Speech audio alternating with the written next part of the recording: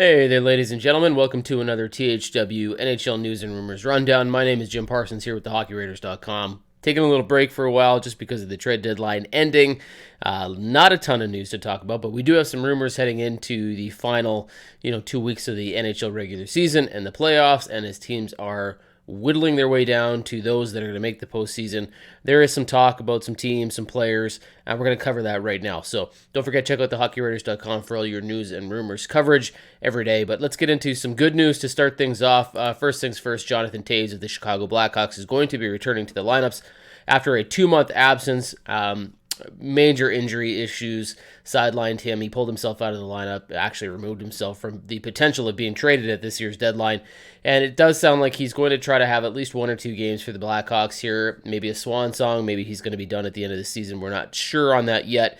But he did practice with the team. He skated with the team. He is ready to go. He's going to play one, at least, game with the Chicago Blackhawks to potentially say goodbye on his NHL career. We'll see what happens at the end of the season if he's feeling up to playing and signing another contract with somebody as an unrestricted free agent. It doesn't really look that way, but we'll see where that goes. But he is playing, so that's great news for Jonathan Toews and the Chicago Blackhawks. In other news, lots of talk surrounding Pierre-Luc Dubois of the Winnipeg Jets. Kind of as the Jets are falling here, the Montreal Canadiens have been mentioned as a team again who might be in the running to acquire him. The trick here is whether or not they can get him in a trade prior to him becoming an unrestricted free agent in 2 years' time. He's got 1 more year as a restricted free agent. The Jets could sign him, they could trade him, they could do something with him, but there is some talk that maybe they'll move him to Montreal.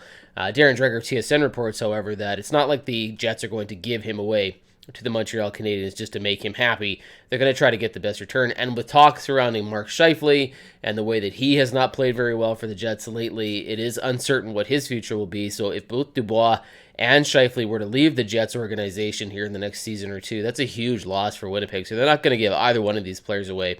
And they're certainly not going to give Dubois just for free to the Montreal Canadiens. So we'll see where all of this turns out.